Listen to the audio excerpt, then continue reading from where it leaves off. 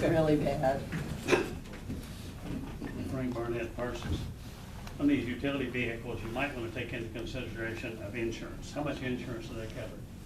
Say if they're at fault, or they run in front of a car, or they happen to swerve, roll with injury, it takes pretty good liability to cover some of the costs of these automobiles. So the amount of insurance coverage would be a big picture. I'm not saying I don't want it to happen. I don't want to see anybody in one of them get hit. But if they run in front of somebody, they swerve to miss them, roll the car, a $70,000, $60,000, $50,000 car, bodily injury or destroyed, like a lot of liability and stuff enters into it. It might be a feature to look at, and I know this is going to be costly, but you know, if you've got a hobby, they're all costly. Just mentioning that.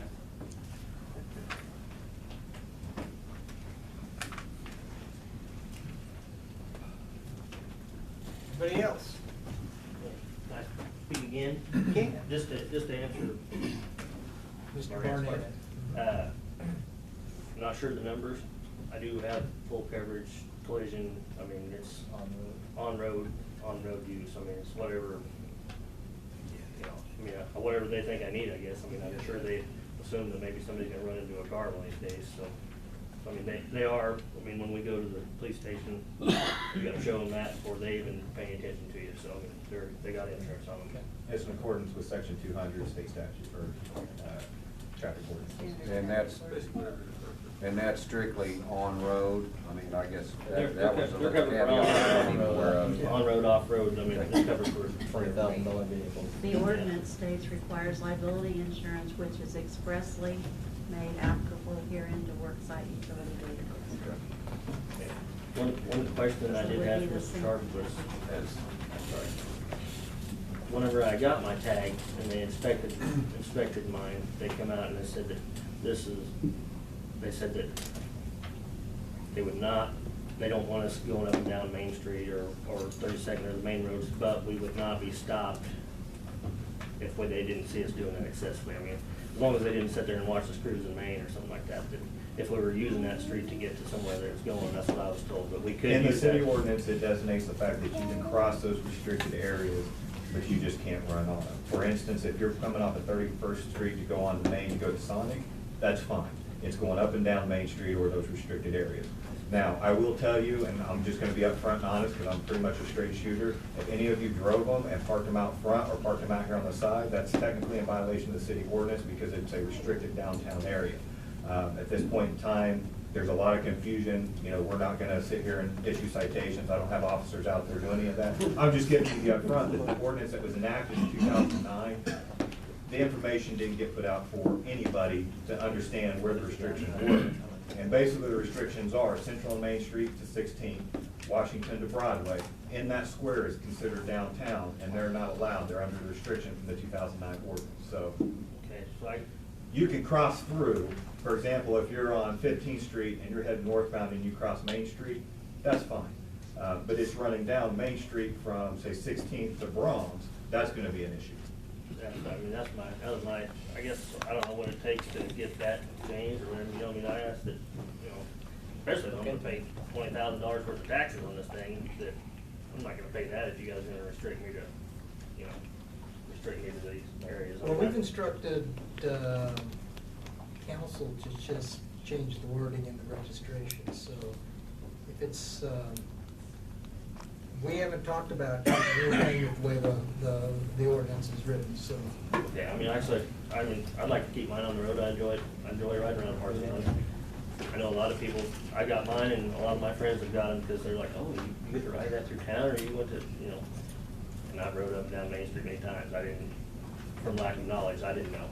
I mean, I've never been pulled over like they are, and I'm not, I mean, I've asked if we're gonna spend more money and do all that stuff, you know, Okay. see if we can get that changed. Thank you. Thank you, sir. Anybody else? Can I just ask a question? Sorry.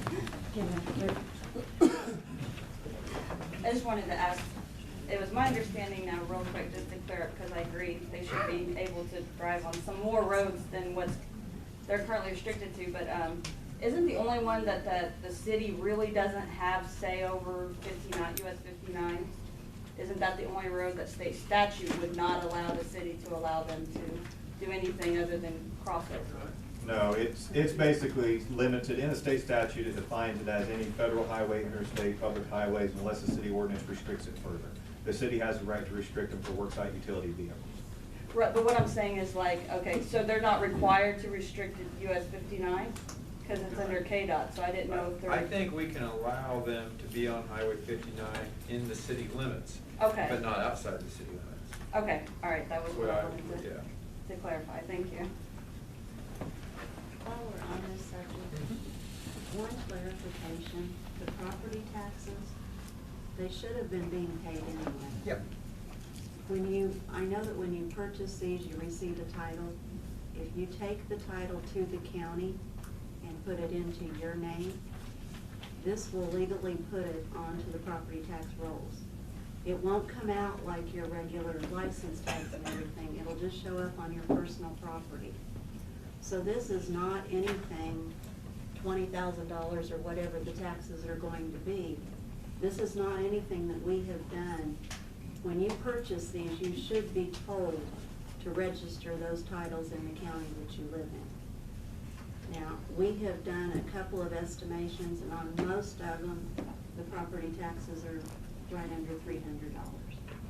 But this is not anything that we are doing new. This Right. is something that should have been done when these were purchased already. Right along with, I'm gonna back up what Jason is saying. The limitations to where everyone can ride has been in place for 5 or 6 years, as it stands right now. You know, with your direction, we can look at changing that also. Okay. This is not, I don't want any bluff to go on the police department right now, because this is not anything that we have just come up with in the last 3 or 4 days. Understood. Everybody cool with that?